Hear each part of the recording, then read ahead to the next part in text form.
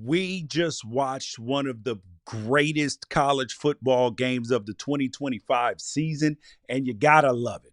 So I'm still away because obviously I've been on CW today doing college football games, but I was watching this Oregon game the entire time.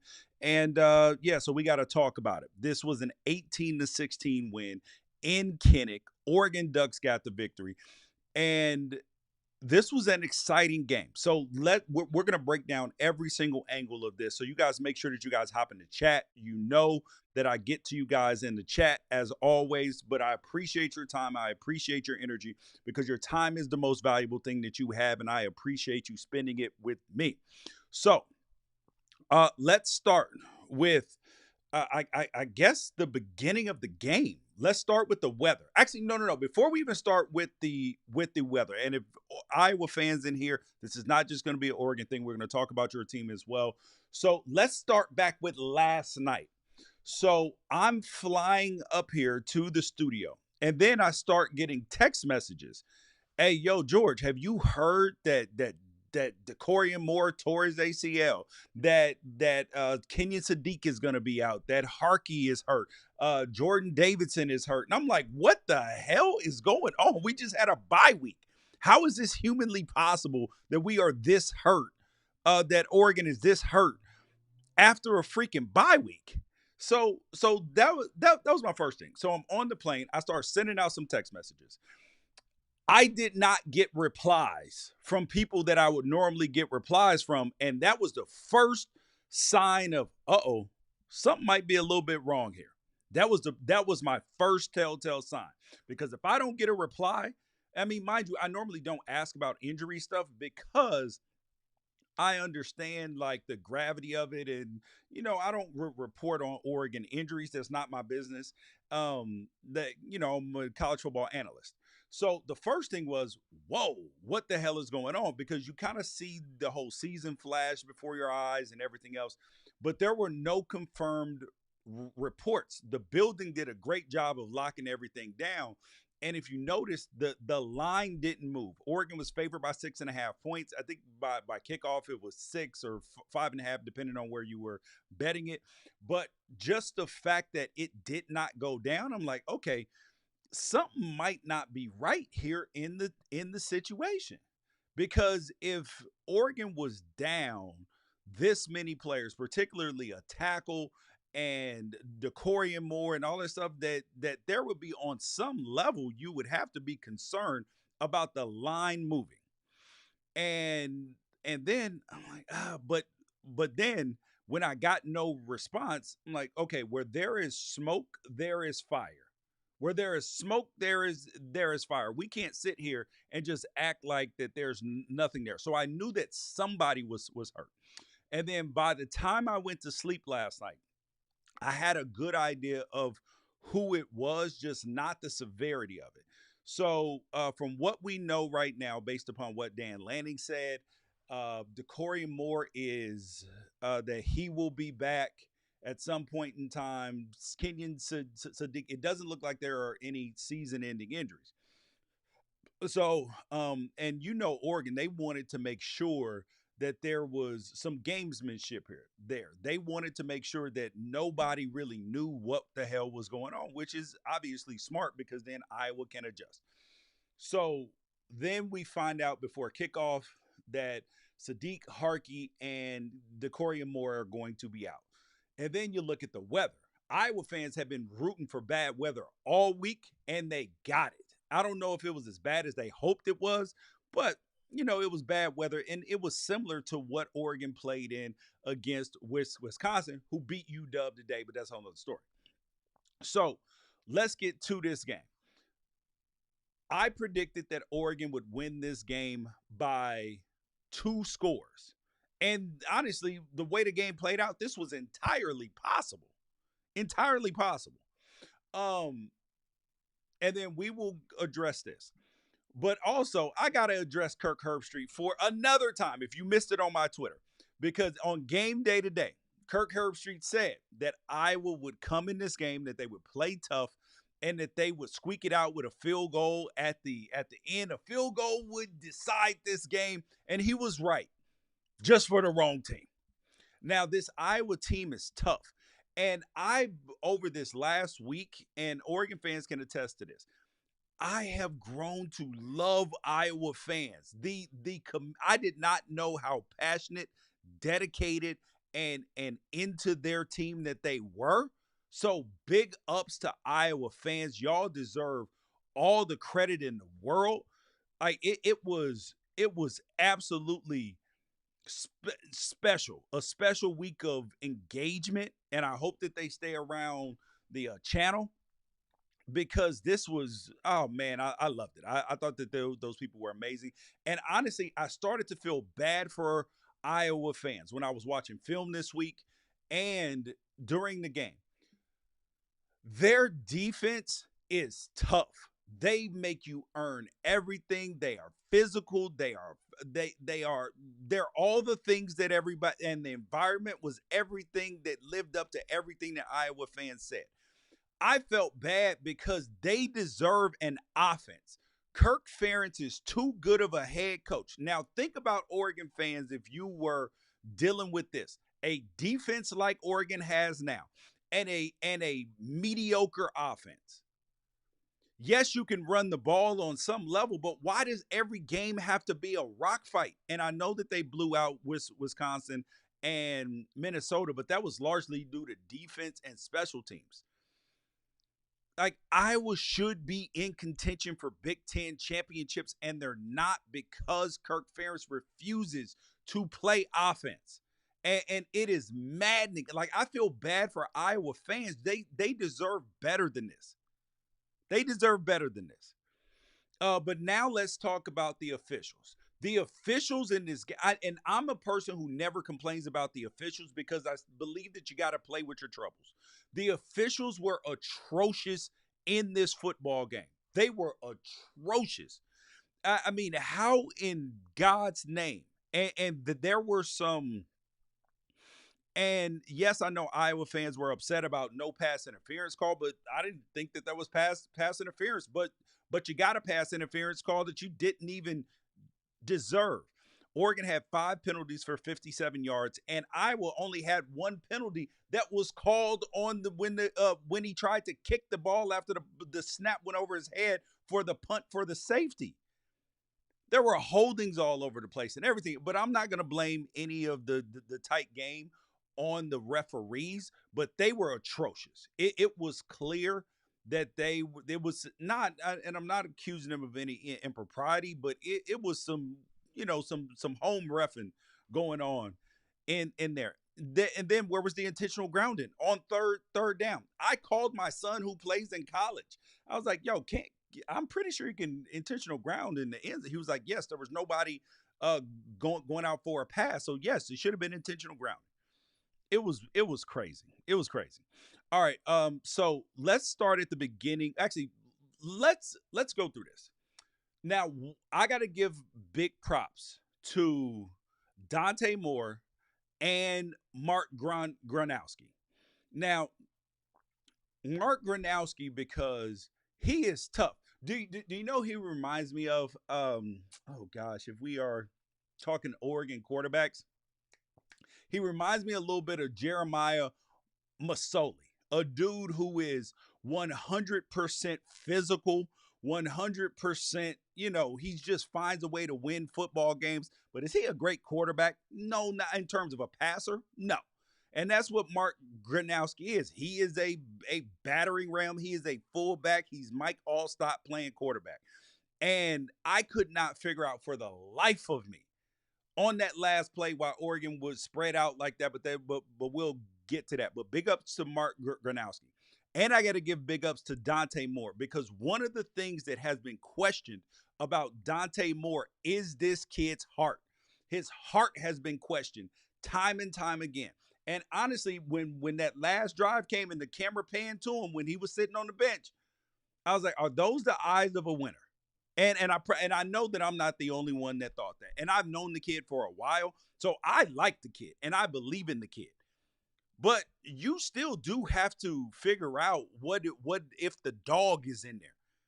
And people questioned him after the Indiana game, and then to show up like he did today in the fourth quarter, questions were answered. Questions were answered about this kid's heart. And you love to see it because if he didn't, he would have gotten absolutely dogged by everybody had he came up small in that moment. And we all know that that's the truth. We all know that that's the truth.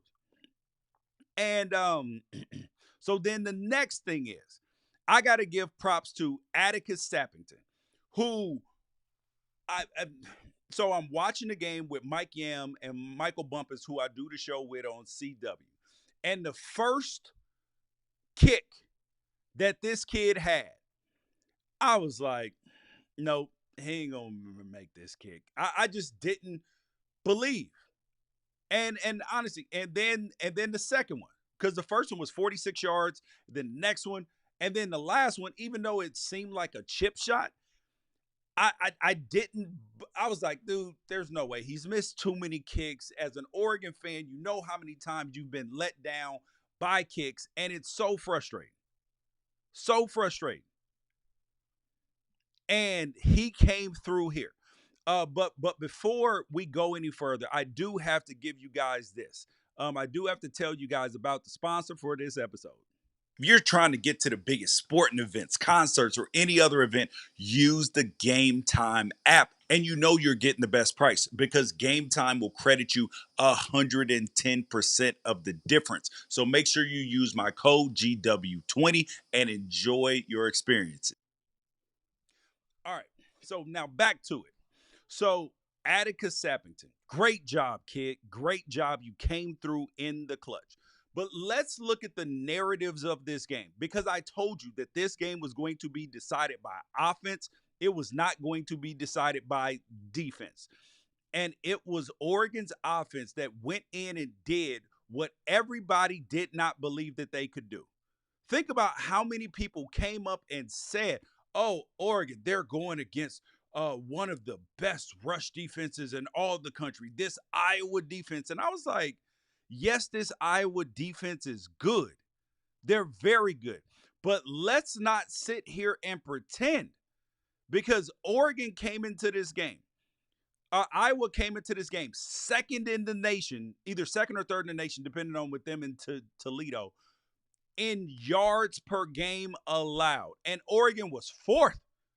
But all the talk was about Iowa's defense. And Iowa's defense did perform. But for a defense that was only allowing 83 rushing yards per game, Oregon went out there and did exactly. They were averaging only giving up 83.9 rushing yards per game, which put them one of the tops in the nation. And do you know what Oregon came out there and did? They came out and ran the football to the tune of 36 for 261, 7.3 yards per carry, and a tutty. I don't know what else you need to prove. Harkey was out. You had this offensive line dominated. Noah Whittington, 17 for 118, 6.9 yards per carry. This was the best Noah Whittington we have ever seen. The kid was on his A game today. Jordan Davidson, 6.5 yards a carry, 8 carries, 52 yards. Great game. Dante Moore had the 49-yard run, which put him in positive yards rushing. De'Aaron Hill, 7 for 45 and a tutty. It was good to see him get some more touches today. This was absolutely fantastic. And now we got to get to the part that was a little bit tough. It was Oregon's pass game. The pass game was absolutely tough today. Part of it was the weather, but then also you had dropped balls and on that last drive, Dante looked a little bit hesitant to go back to Jeremiah McClellan after that drop on third down. But he did complete a slant to him. But Malik Benson, 2 catches for 29 yards, and I swear to God, it felt like he had 6. That's what it felt. It felt like the kid had 6 catches for 88 yards. That's what it felt like. But the biggest catch of the entire game, and it was so clutch, so clutch. Jamari Johnson stepped up today, 4 catches for 36 yards. Cooper Perry even came in. Justice Lowe got a catch. This reminded me of the Dodgers a little bit in that it took a total team effort to be able to win this game. Total team effort. There was nobody that got left out in terms of having to help. Now, let's go to this defense because Oregon's defense showed up and showed out, except for on the 38-yard pass to a Jacob Hill where Boettcher was looking in the backfield and let him run past him for Iowa's first touchdown, but they got close. They didn't score on the play, but they got close. And then when they dropped number 81, DJ Vonamy, they dropped him for a 40-yard pass on 3rd down. That would have ended the game because Iowa would have had to punt. And it almost looked like Gronowski could throw the ball. He was 10 for 18 for 138 and a touchdown today. Now, granted, he did not make any big mistakes, but he is also not a guy that you can depend on to throw the football at that level. But Oregon's defense, people talked about this Iowa run game, and I love how committed that they are to the run game. They are 100% committed to it. 43 rushes, only 18 passes, but it was only for 101 yards. That's 2.3 yards per carry. If I had told you, and I told everybody in the lead up to this, Oregon's defense was going to show up. It was going to be which offense showed up the best. And Iowa's offense did not show up in any other level than how they normally show up, but their running game got stuffed. It got stuffed. And it was the physicality of Bear Alexander, who got held on damn near every single play. Amari Washington did a good job today. Tatum Tuioti, Lord, listen, Tatum Tuioti balled his ass off today. He had a sack, tackle for loss. He had nine tackles, 5 solo tackles. The kid is amazing. And Jerry Mixon, 13 tackles, 9 solo tackles. I don't know what else you could have asked him to do. You could not have asked him to do anything else than what he did. I don't know. No, thank you. All right. Yeah, see? No. Yeah, you could not have asked the kid to do anything more than what it 13 tackles, 9 solo tackles. Bryce Boettcher was good today, aside from that one play where he dropped him. And, Finney, uneventful day. Uneventful day. They won't even throw at the kid. He's out there looking like Deion Sanders. They won't even throw at him. Terrence Green. They all clogged it up. Now, Mateo Uiagalelei, he did not have a statistical good game, but they challenged him with physicality because that's been the thing that people have said on that. Oh, run it, number 10. Well, they tried to run at 10 today, had no success. Let me hop into chat and see what you guys are talking about there. No, I am not in Iowa today. I was doing studio for CW, and we had the Stanford, North Carolina game. Oregon's. Okay, let's hop in the chat. Let's go up to the top of the chat, see what you guys are talking about. Iowa plays so fast they can score a TD. By kickoff it was down. The line was apparently down to 4.5. 2-point drop on game day. Yes, that is absolutely significant. Bear was held on every play. What do you guys think about Gary Danielson? I think that this is interesting because obviously I work in media and people have negative thoughts. I mean, how do you hate Joe Buck, which is weird to me, but Gary Danielson has been a stalwart on CBS. And I noticed that SEC fans don't like him either when they were on there. I don't understand. I think he's cool. But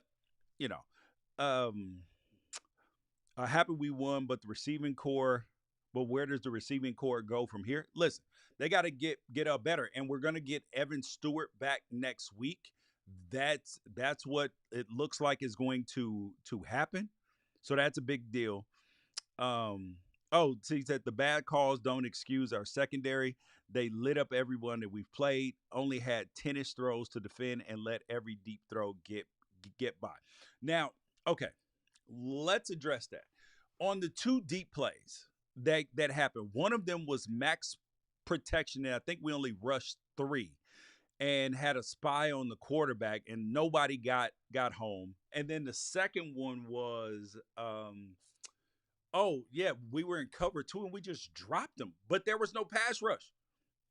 Like they were just trying to find work, and Thieneman and Flowers, they dropped them. That's an unfortunate play, but it is football. Perfection is not a thing. We need Sadiq back 100%. Oh my gosh. So let's go to the let's kind of go through the whole theme of the game. So Oregon gets the safety to start the game. And then you're like, "Oh wow, do they even have enough points to win with the way that this team is scoring, the way that this is going?" So they got a safety on the first.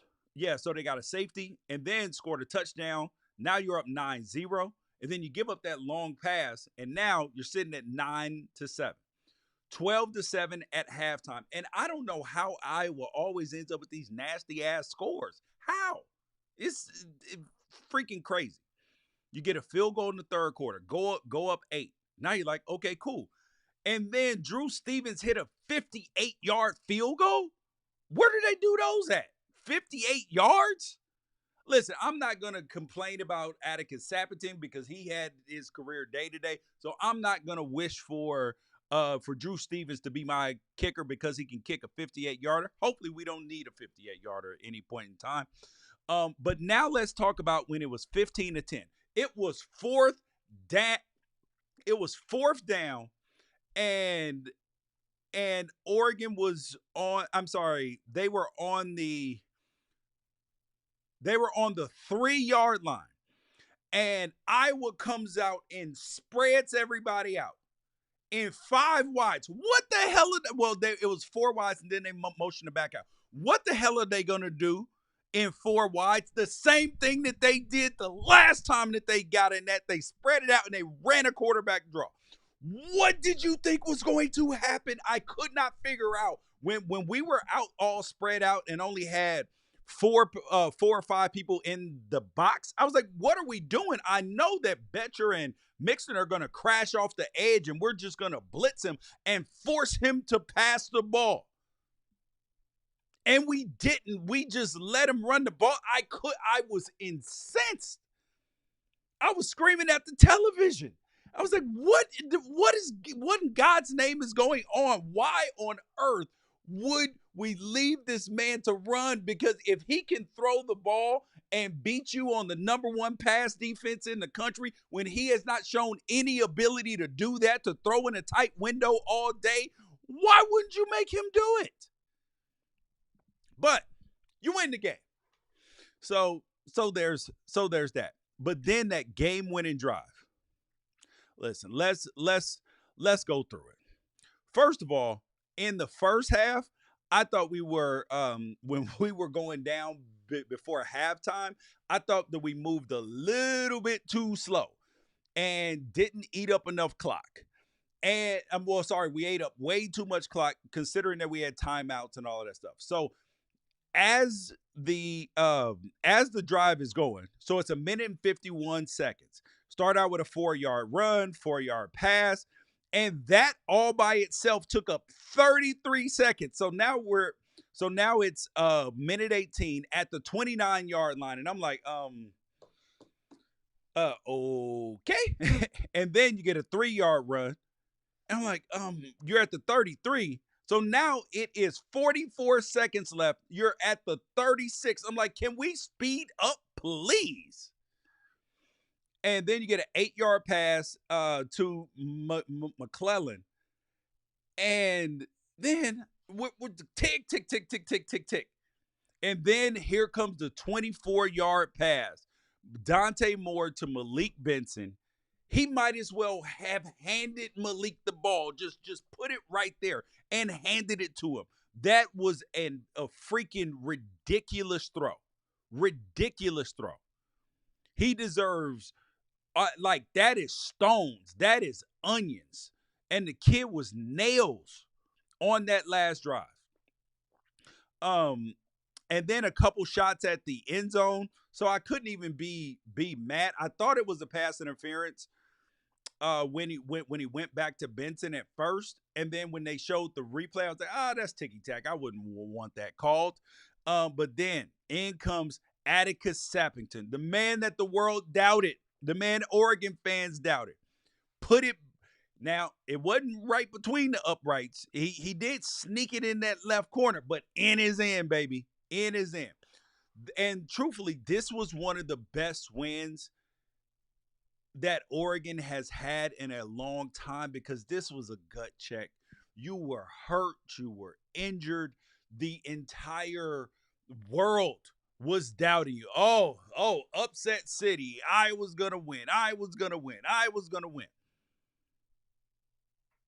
But when the world is against you and you come out and you put up a performance like that in those bad conditions, everybody against you in a hostile environment, against a physical football team, and you are the more physical football team. And as a person who's watched Oregon football since 1999 when I got there were times where we had some good defenses, right?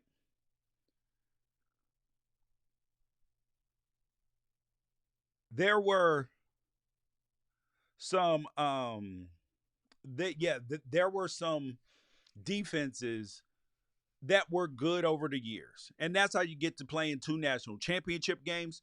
But the level of defense that Oregon has now and the level of physicality that they have now, I don't know how anybody could not love it.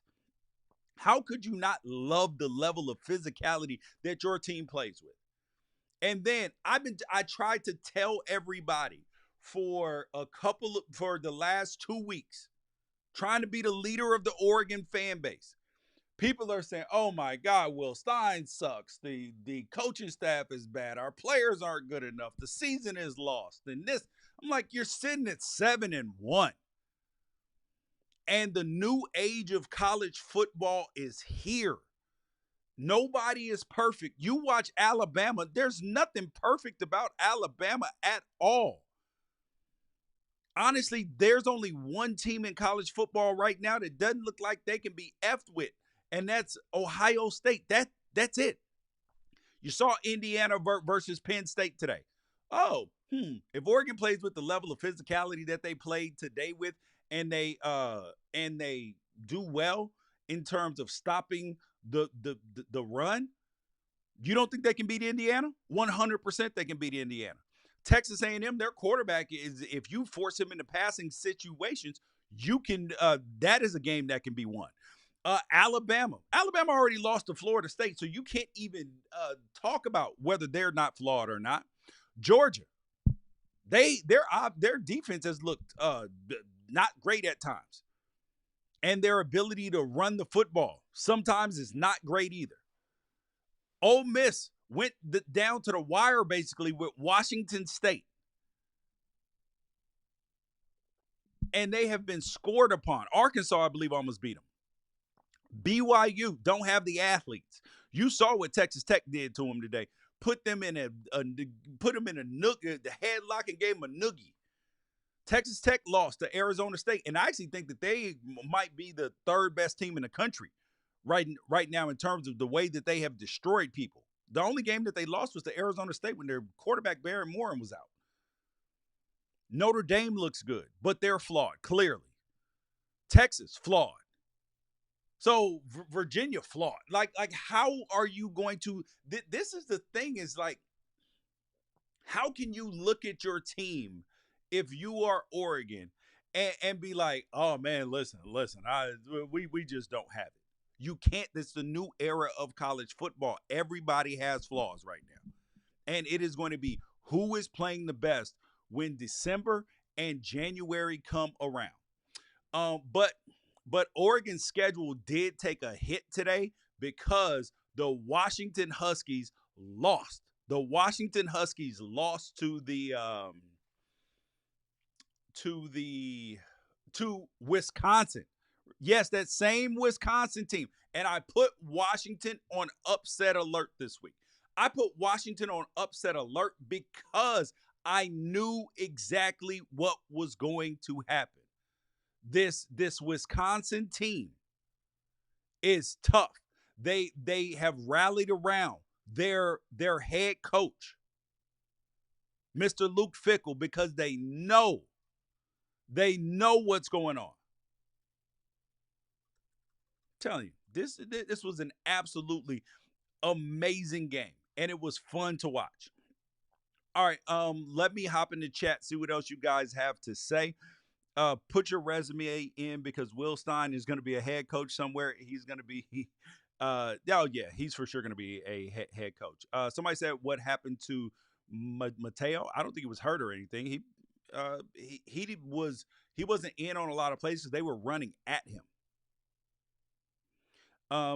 Indiana only beat Iowa. Yeah, they snuck by Iowa. Given a choice, Indiana losing or Washington losing today, I'm picking Washington to lose every single time. Yeah, it doesn't matter. If Oregon continues to win, it doesn't matter. But I have a question. Who is scared of USC right now?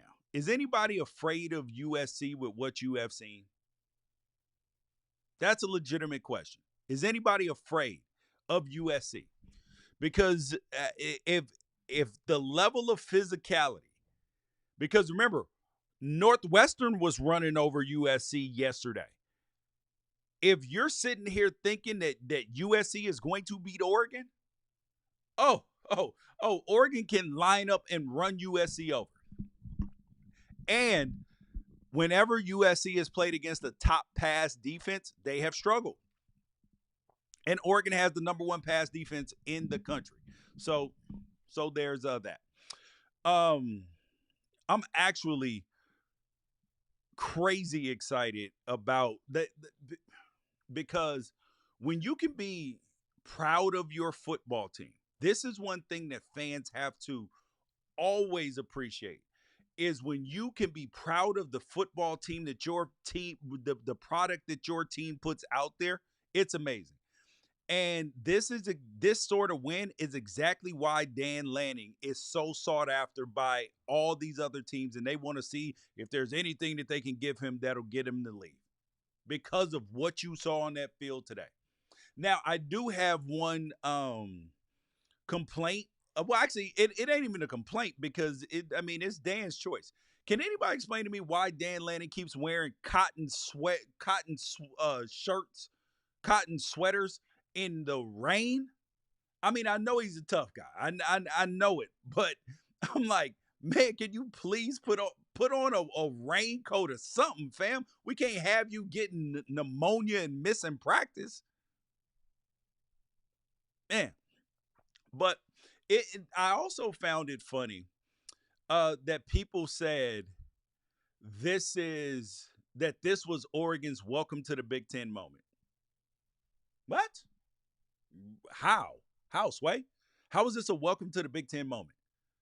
Oregon's welcome to the Big Ten was going undefeated in the Big Ten last year and winning the Big Ten championship.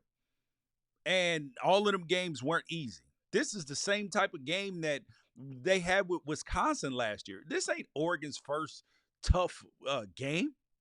Come on, man.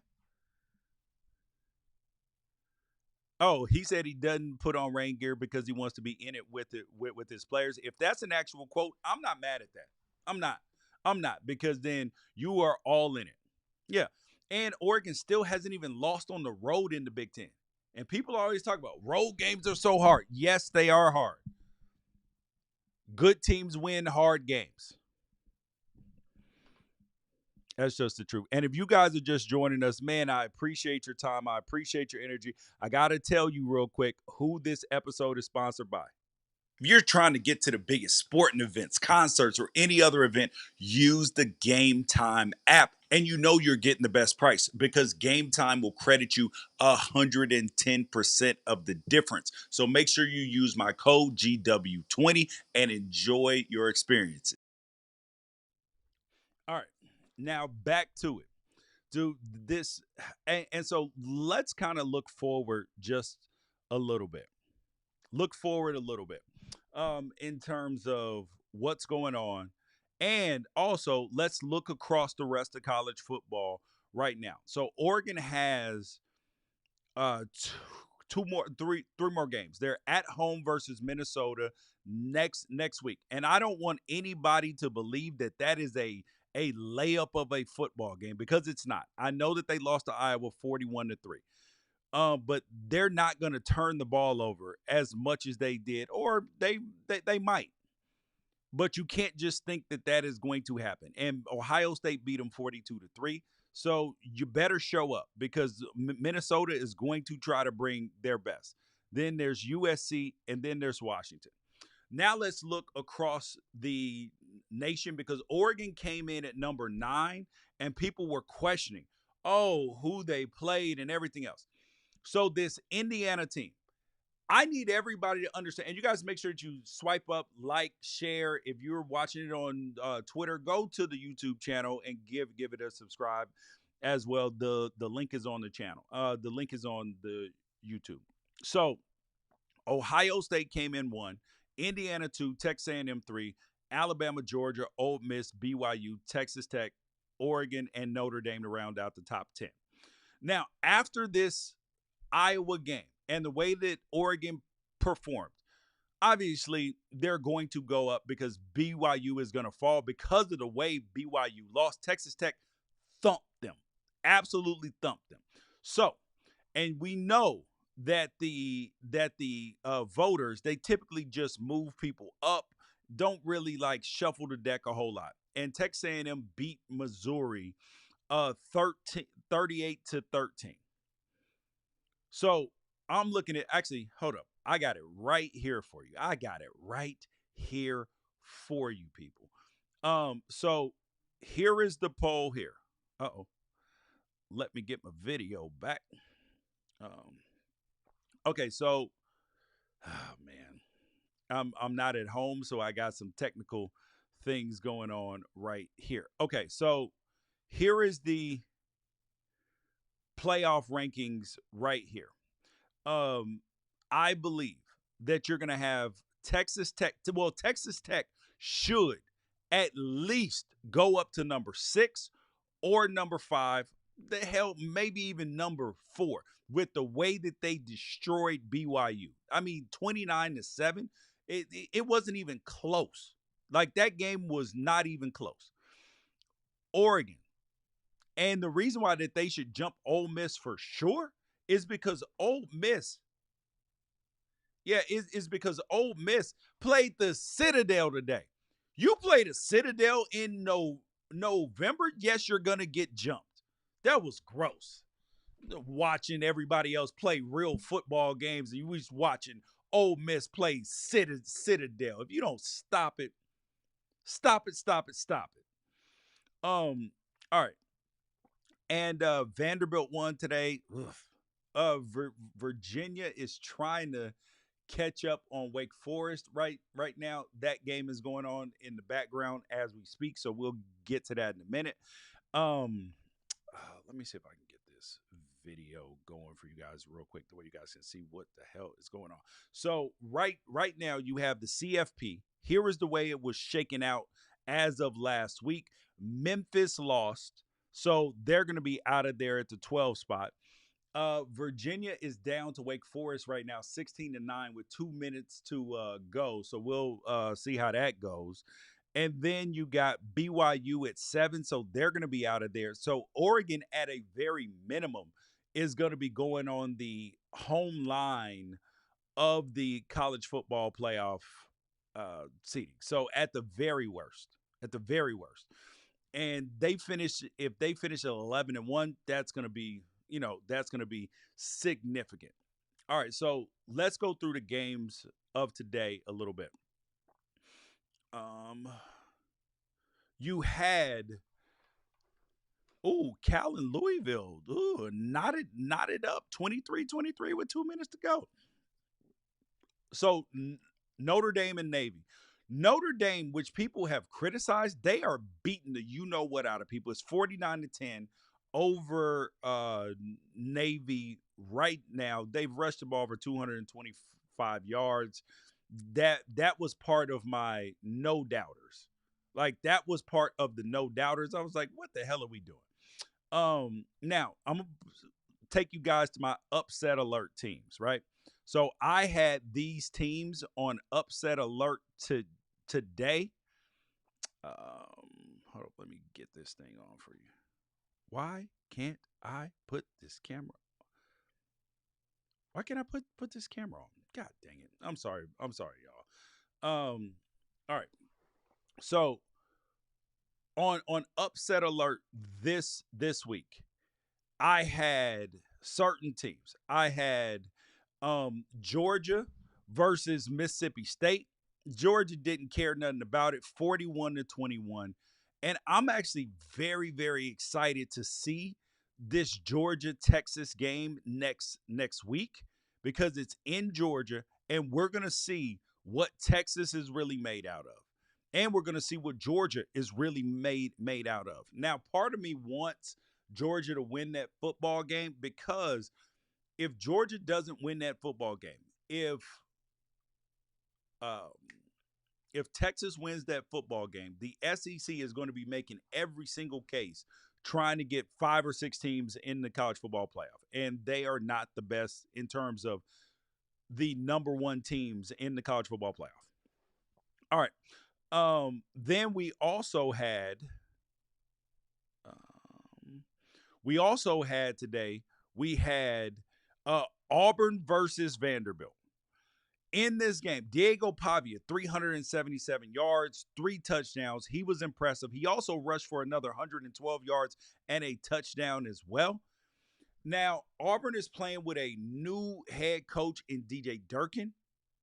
And after this win, Vanderbilt is going to get a bump. They're number 16 right now. They're going to get a bump after this game, because for some reason, people do not want to acknowledge what they really are. They are a good football team, but they need to be getting the same treatment that SMU and Indiana got last year, where everybody's like, yeah, it's a good team, but now let's talk about that Indiana team. Indiana beat Penn State 27-24. And I thought this was going to be a no-doubter game, but in the back of my mind, I was like, Penn State is at home. They're not an untalented team. But they lost this game today because, and remember, everybody, if you play not to lose, if you play scared, you will 100% lose football games. And Penn State had the ball with 2 minutes left. They only needed 1 first down. Indiana had timeouts left, but instead of being aggressive, Penn State just decided to run and punt the football. And then Indiana allowed Fernando Mendoza to potentially have his Heisman moment, driving his team down, getting hit, throwing it to the back of the end zone, and toe tapping. So Fernando Mendoza, and by the way, I am a Heisman voter. And I looked at the moments today from Dante Moore and for Fernando Mendoza as like, oh yeah, those are moments. Those are moments. So I'm excited about this season of college football. But here is the key to beating Indiana. Stop their run game. Indiana only rushed 31 for 108 for 3.5 yards per carry. And Fernando Mendoza, everybody thinks that he's been putting up video game numbers this year. He has not. He's been throwing touchdown passes. He only has 1 300-yard passing game this whole season. He's got 201, 218, 215, 233, 267, 270. His numbers aren't like he's not putting up air raid video game numbers, but he is making plays when it matters the most, and he's doing a good job with his legs. Now, Penn State should have absolutely won this football game. Ethan Grunkemeyer was good. Allen and Singleton, they didn't get a lot in terms of yards per carry, but it was fun. And I need everybody to understand, because you're going to have people talking about, oh, this team barely scraped by. They barely scraped by a bad Penn State team. Well, why don't SEC, why all of a sudden is a road win at Kentucky or Mississippi State so much more valuable than a road win at Penn State, who is a more talented football team? Explain that to me. And why on earth could we sit here and try to minimize a gutty win by Indiana when Ole Miss struggled with Washington State? Texas needed overtime to escape Mississippi State and barely got by Kentucky. Georgia had issues with Florida, and Alabama lost to Florida State. So don't give me no lip about Texas A&M jumping Indiana. Get out of here. Get out of my face with that. Nobody wants to hear it. But that's going to be the talk. When y'all watch the recap shows tonight and all of this week, and when the college football playoff committee, when the rankings come out on Tuesday, all you're going to hear is, oh, well, Texas A&M, they beat a ranked Missouri team. And even though Missouri had no business being ranked, they have not beaten anybody. You'll hear Indiana, maybe they shouldn't, Texas A&M should jump them because they struggled at Penn State. Why are Mississippi State and Kentucky considered good road wins, or Florida? Well, those teams are still good. The Penn State still has NFL players too. That's the point I want you guys to get in there. And you guys make sure that you like, subscribe, get notifications, tell a friend about the show. And if you're watching it on Twitter, or go on and share it with a friend. All right. The next game that we got to talk about. Actually, let me hop in the chat and see what you guys got going in the chat. How can Iowa lose when the entire football universe wanted the Ducks to lose? Yeah, true. Fernando Mendoza is a great QB. He just plays well with the fundamentals of the offense. He definitely was. Question came in. If Oregon wins out, how high can they go? I'm thinking that they can probably get as high as 5, depending on what happens with everybody else. But I would say 5 would be about as high as they could possibly go. And truthfully, if you're an Oregon fan, do you even really want a bye? And if you're an Oregon fan, wouldn't you rather have a home playoff game in the first round? I would. That would be amazing. That would be amazing. And honestly, I believe that the first round playoff games should absolutely be on the road. Should be at the home stadiums, 100%, every single time. All right. Yeah. So Indiana still should be number 2 going into this week. Now let's look at the Texas A&M and Missouri game. 38-17, and Marcel Reed versus Matt Zollers. And Texas A&M did exactly what they should do to Missouri. Missouri was playing a freshman quarterback who went 7 for 22 for 77 yards.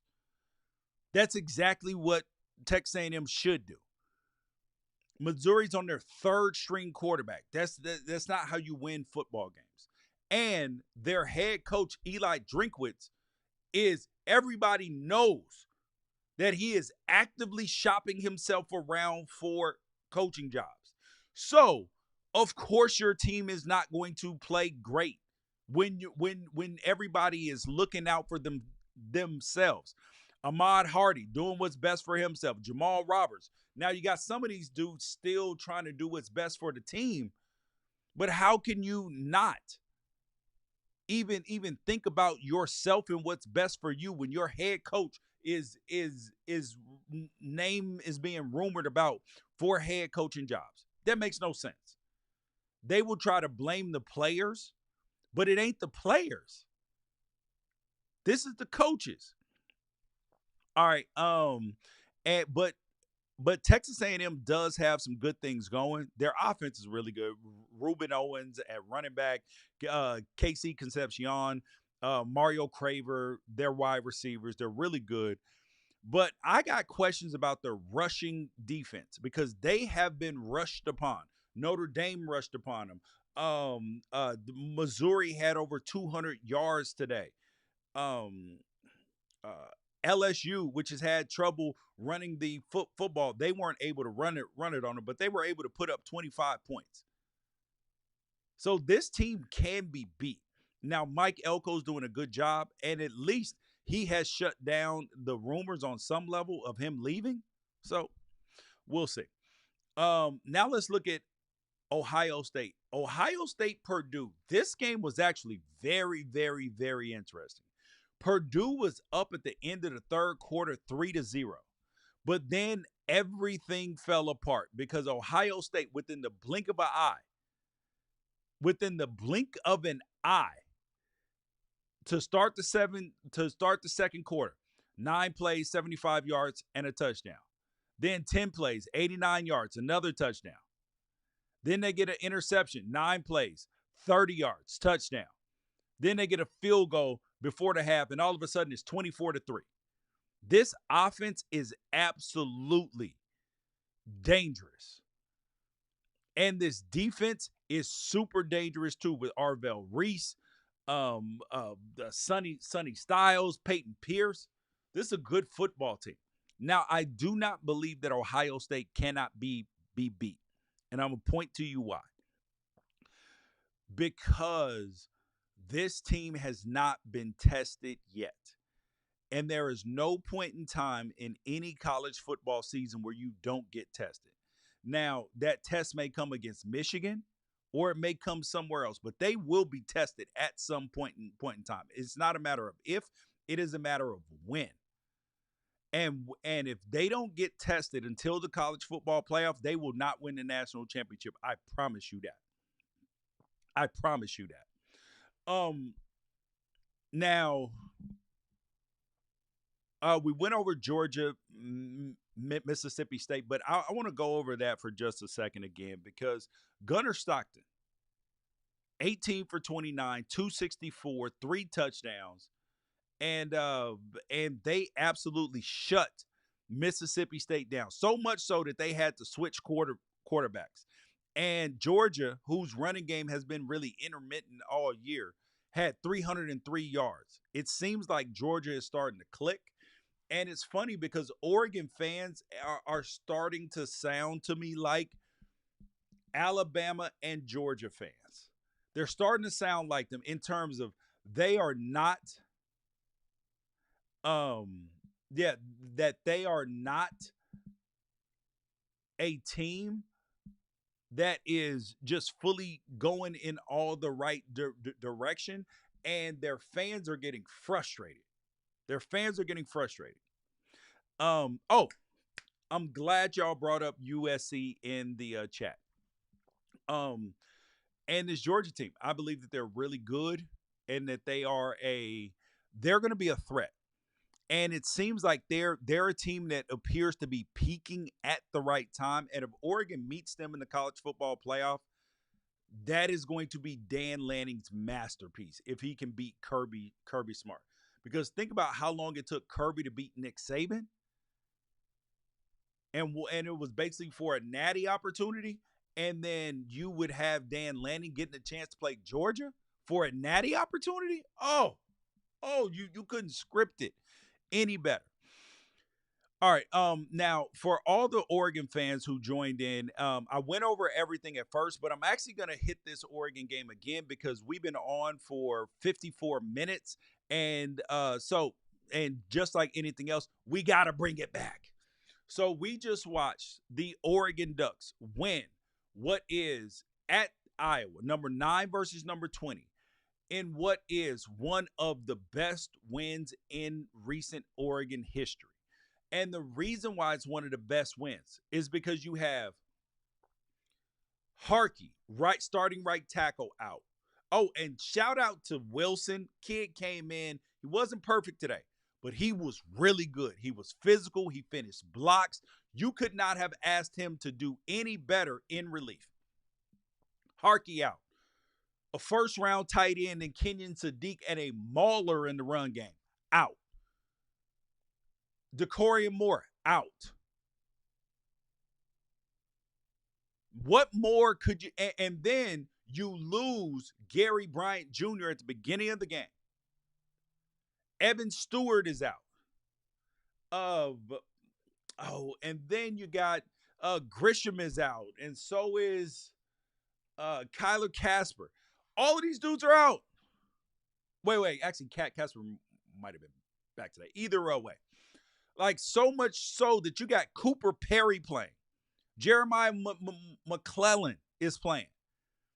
And yes, he usually plays, but there's a difference in being the number 3 guy and shooting all the way up the depth chart to number 1 real quick, or number 2. Malik Benson played really well. Even Justice Lowe, who we hadn't seen in a while, came in and did some big things.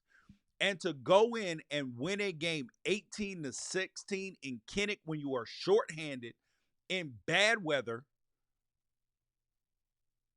with down so many players, hostile environment, the world is against you, and you go out there and you perform like this against one of the best defenses in the country and show that you actually have a better defense. Think about that. Oregon rushed for in this game. They did what everybody thought that Iowa was going to do to Oregon. If somebody had told you that here would be the stat lines after the game for the rushing yards: 36 for 261, 7.3 yards per carry and a touchdown, and 43 carries, 101 yards, 2.3 yards to carry and a touchdown. Everybody, even some of you Oregon fans, would have said, oh man, that means that Oregon lost. They got ran all over by Iowa. It was the other way around. That's a level of physicality and power that signals that your team is where it needs to be, that your team is special. And while think about how many fans, as the leader of the Oregon group, I've been trying to tell you, relax. This is the new era of college football. You don't have to be playing your best in November. You got to be playing your best in December. You just got to find a way to win games. And Dante Moore today showed he got dog in his heart. Before that last drive, the camera panned at his eyes, and I was talking to Michael Bumpus and Mike Yam because I was doing the studio show today for CW. I was like, is that the look of a killer right now? Is that the look of a man with a dog in him? We gonna see. And he went out there cool, calm, and collected, delivering the ball accurately. Now, I did not like the pace at which Oregon was executing that 2-minute drive. I do think if Dan Lanning has any weak spot or just, something that needs to improve, or Will Stein, it would be Will Stein because he's the offensive coordinator, but the head coach is over it. It would be the pace at 2-minute play and when you call timeouts and when you don't call timeouts. It worked in the second half. In the first half, it did not work. I mean, shit, it got you a field goal, so I guess it worked. But the goal should have been a touchdown. But this defense, Jerry Mixon Jr. and Tatum Tuioti, I thought were fan-freaking-tastic today. I could not, under any circumstances, ask for those two dudes to play any better. And then the narrative was run at Mateo Uiagalelei. And he was physical at the point of attack. He didn't get pushed off. Now, the pass rush was a little bit lacking today, but that's hard because they do a lot of max protect when they're going to pass.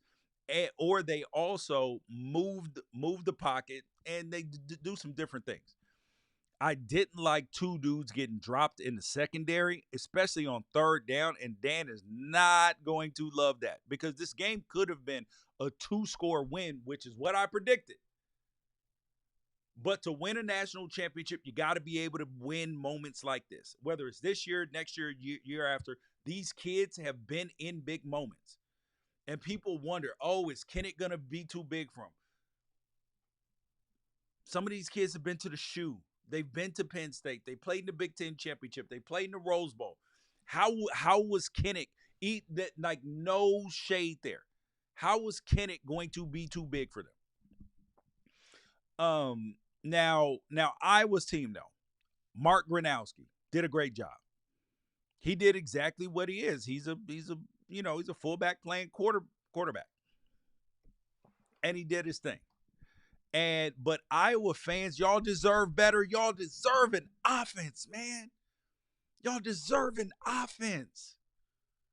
You deserve to be able to compete for a Big Ten championship, to compete for a national championship. But you can't and you won't as long as Kirk Ferentz refuses to play offense. But I love that Iowa fans have embraced their team and the way that they play. But that ain't going to be good enough. I'm sorry. Hate to be the bearer of bad news. Noah Whittington had the game of his life today. 17 carries, 118 yards. Kid was showed up biggest in the moment that he needed it. Yep.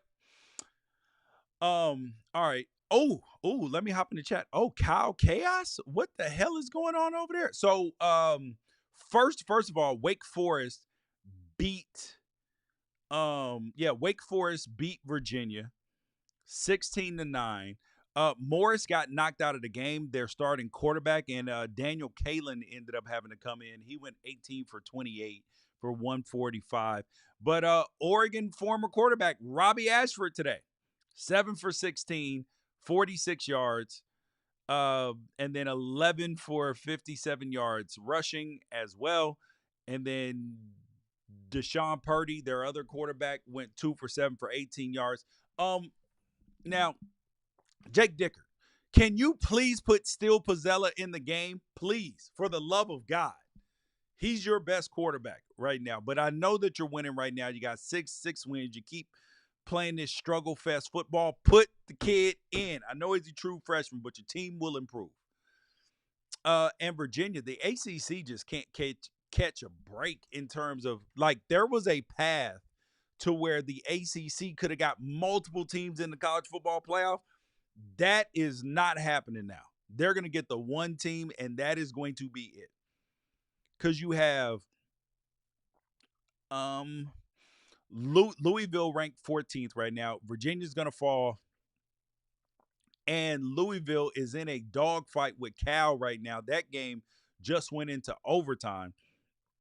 So we'll see how that shakes out because you can't be going to overtime with Cal. Oh, and on a side note for the ACC, did anybody know that that Miami is talking about that they're going to go all out in the transfer portal for a quarterback? And I was like, didn't you already go all out for a quarterback last year? With Carson Beck.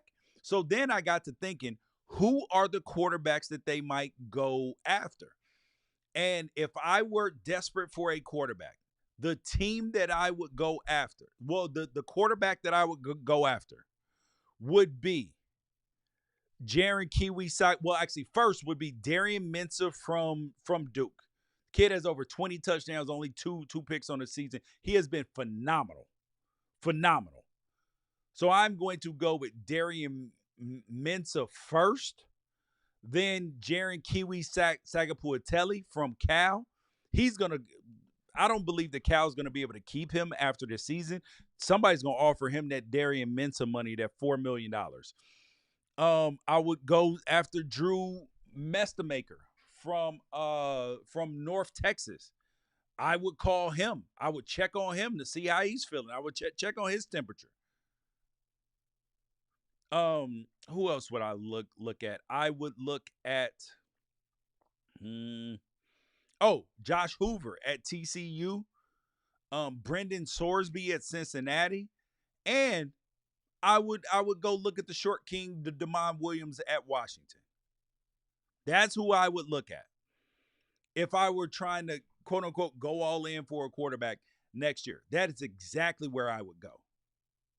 Those are the choices that I would make if I were Miami and them wanting to go all in the portal for next year.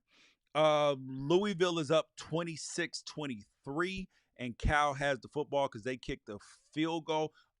Isaac Brown, Louisville's star running back, is out right now, so that may be impacting the game. Alabama and LSU 17-9.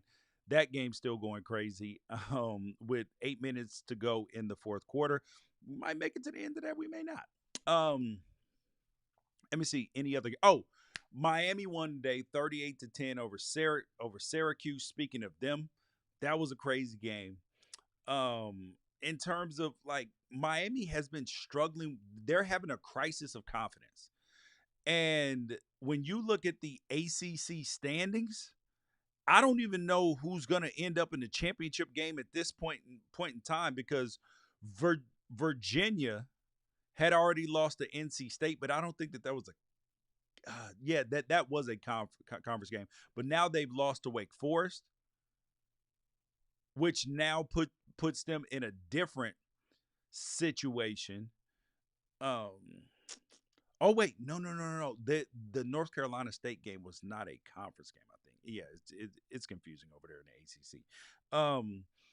But now you're looking at a situation where Georgia Tech and Pitt and then Louisville, like it's going to be hard to make a long story short. It's going to be very difficult for Miami to get back into the ACC race. That's going to be very, very difficult for them. They won 38-10, but Syracuse is starting a true freshman at quarterback. Yeah, this is no chance that this was going to go well. The last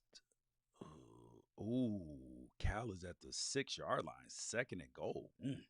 And then you got Washington, Wisconsin. Y'all here. Washington lost to Wisconsin 13-10. I put Washington on upset alert. And the reason why I put Washington on upset alert, because remember, Washington fans, after they were ranked this week, they were like, oh man, there's a path to 10-2. We can make the college football playoff. Don't every team say that? But it's like that they weren't watching their team. This is not a college football playoff team.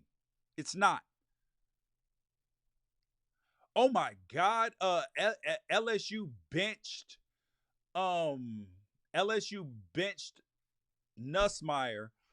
And for Oregon fans, you will remember this name. Michael Van Buren is in, the kid that was committed to Oregon and ended up going to Mississippi State, and then he transferred to LSU. But back to this Washington-Wisconsin game. The weather was atrocious in this game. Washington was up 10-3 at halftime. Wisconsin scored 10 points in the third quarter and won the game 13-10. For some reason, since Jed Fish has been there, Washington cannot go on the road and win. They are awful going on the road and winning. This has not worked at all. This is exactly why I put them on upset alert. Because if you can't win on the road, you can't win championships. You can't. They barely beat Maryland. They lost to Michigan. They lost to Wisconsin. And then going back to last year, they had troubles, and they still got to go on the road to UCLA. The key to beating Washington is stop Demond Williams from running the football all over the place. Jonah Coleman got hurt in the game, I think, because he only had 5 carries for 2 yards. Adam Muhammad, 12 carries for 54 yards. But Demond Williams had 19 carries himself for 61 yards.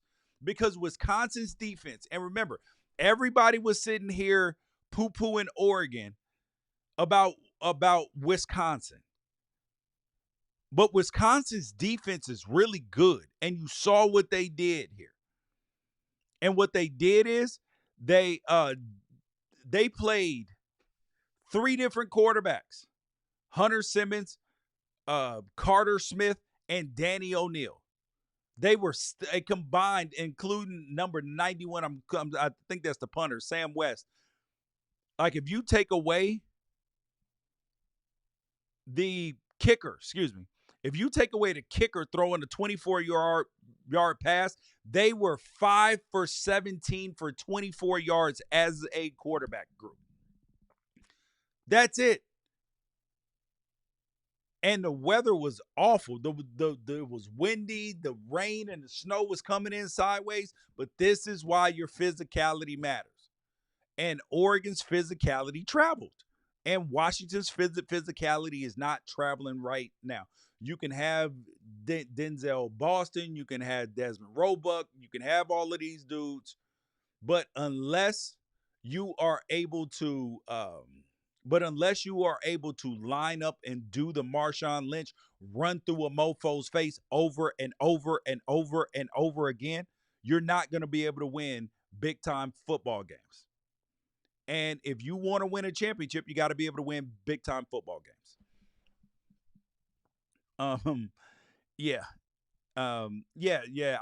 Iowa fans and Wisconsin fans, they did get the win that they were, the weather that they were looking for today, but alas, it did not matter. What the hell's going on? What is going on in the Cal? Wait, is the Cal Louisville game over? Because it says that this is weird. Oh no, Cal won. Touchdown pass, Puioti to Raphael for 3 yards. Game over. Down goes Louisville. Lord have mercy. Lord have mercy. The ACC just gets that more convoluted because now Miami is 3-2. Louisville is 4-2, but still ahead of Miami. SMU's ahead of Miami ain't gonna be able to get back in this college football playoff without some major league help. All right. Let me see what else we missed. This Alabama-LSU game, 17-9. Oh my God, LSU almost just had a chance to get a pick. Oh man, college football is crazy, and honestly. Think about all the people who have been complaining about NIL. They've been complaining about the transfer portal. They've been complaining about everything else about college football. And truthfully, college football is better than it has ever been. We are sitting here watching amazing stuff. Amazing stuff. And I love it. Oh wait, I thought Ryan Williams was not playing today. Ugh, okay. All right. Yeah, it's never been better. And you guys can hop in. Oh, somebody said JKS should have stayed with Oregon. No, see, I don't think so. I do not think that Jaron Kiwi Puioti that he should have stayed with Oregon because he is now getting the opportunity to play. He's getting experience. And wherever he's playing at next year, he's going to, number one, he's going to make a mint. And number two, he's going to be way better. So I don't know where he's at next year. I would probably doubt that it's at Cal because this game may have been the thing that gets that keeps Justin Wilcox employed there, but we shall see.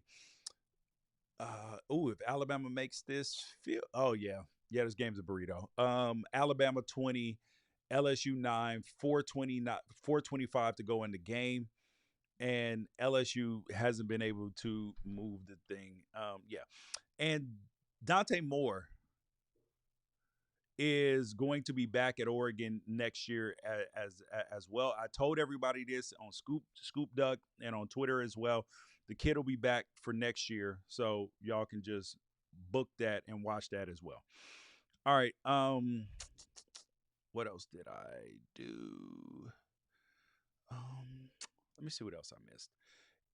You guys, if I missed anything from today, let me go on the note, see if I missed anything, because I want to make sure I covered everything.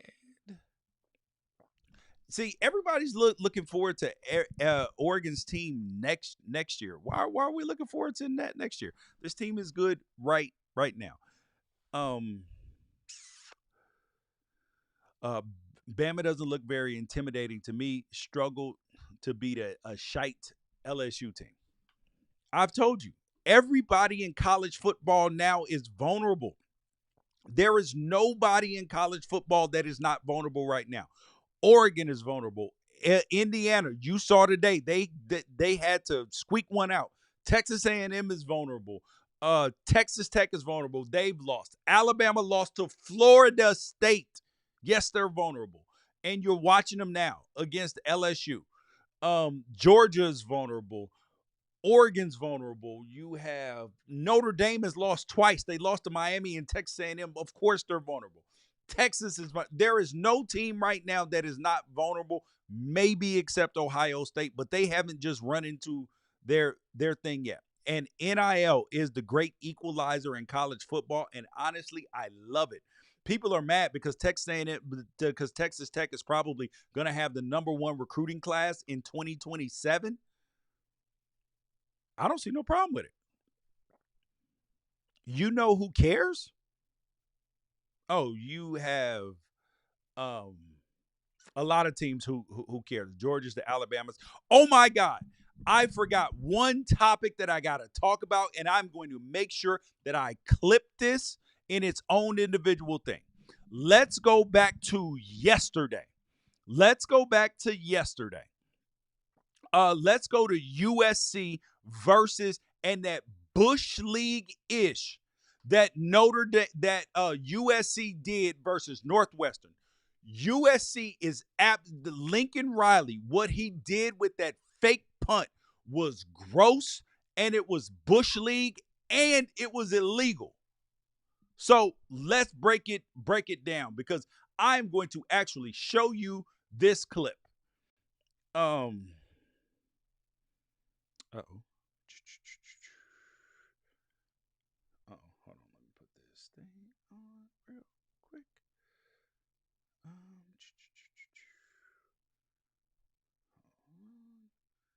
Man, it made me so mad. And then USC fans acting like it was cool was even worse. Like, that honestly was the worst part about it.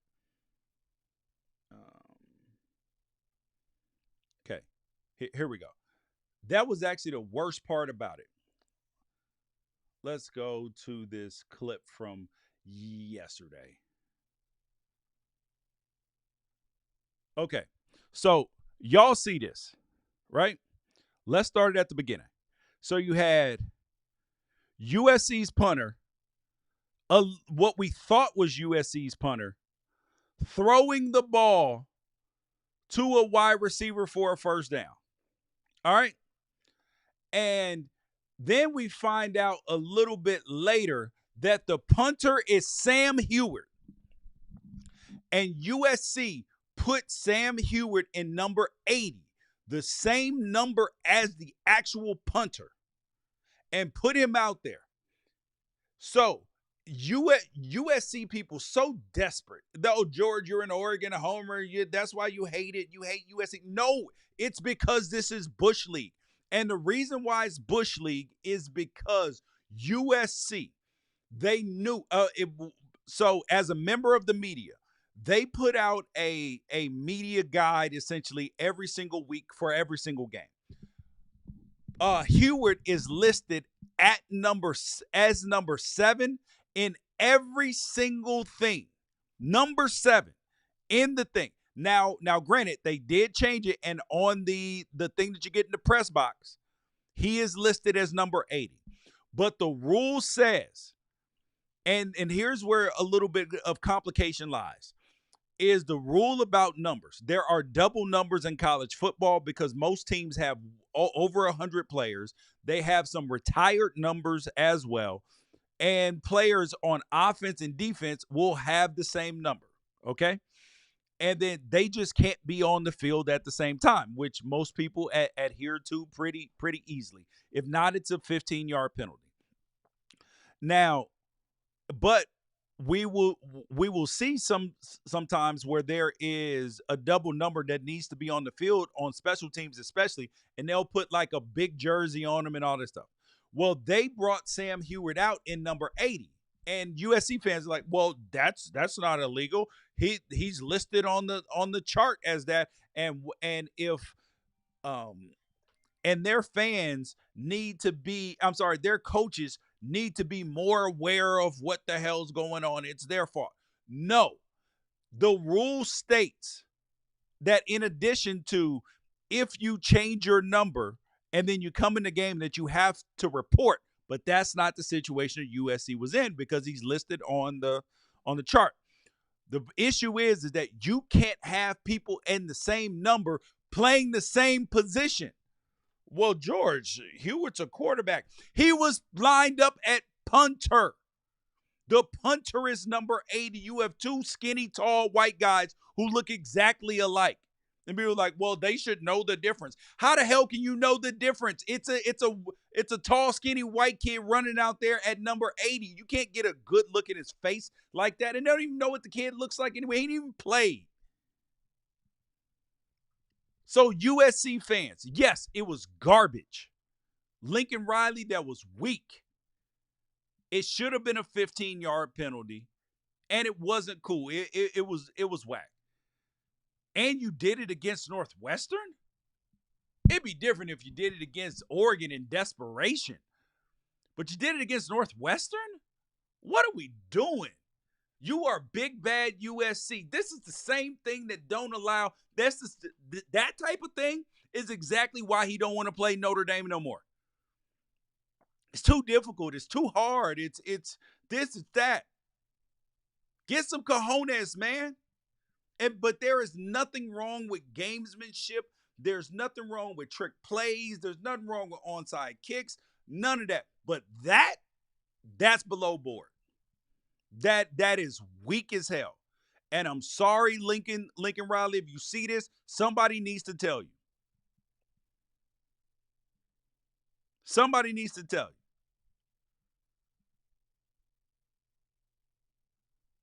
Come on, man. Yes, USC won last night. I don't even care that they won. No, he was not. Yes, he was legally listed.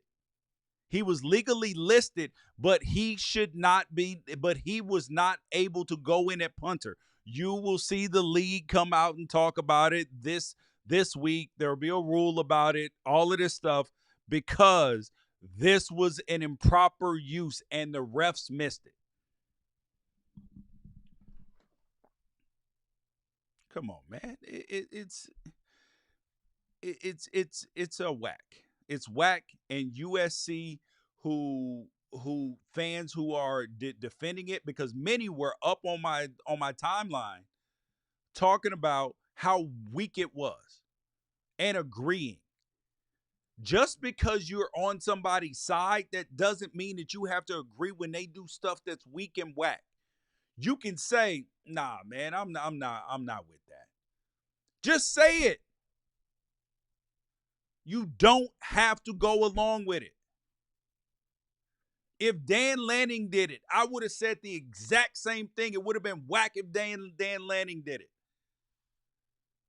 USC fans, come on, man. Don't just co-sign anything. You know it was weak.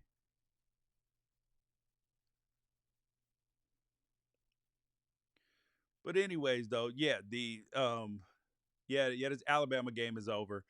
And, and we're about done here, too. This was a great week of college football. We got amazing stuff.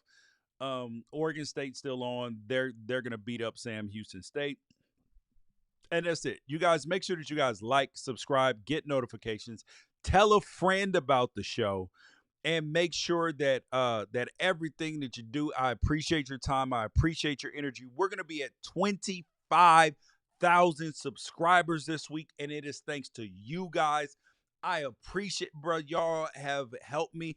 I'm now a Heisman voter because of you guys. I am now on CW doing pregame, postgame, halftime because of you guys. I will keep bringing it. I will keep showing up. I've been at work for 10 hours today already, and I got to show up here because y'all are the people that made this happen, and I can't thank y'all enough. Thank you for being one of us, loving college football the way we do, loving your team, and I'll keep speaking the truth, telling the truth, and being passionate about it because I love it and I love y'all and I thank y'all and I'm so thankful for y'all. Y'all have a good night. Enjoy your weekend. Enjoy your wins. And if it's your losses, lick your wounds and come back next week because college football is the greatest sport that there ever was and ever is. Peace out.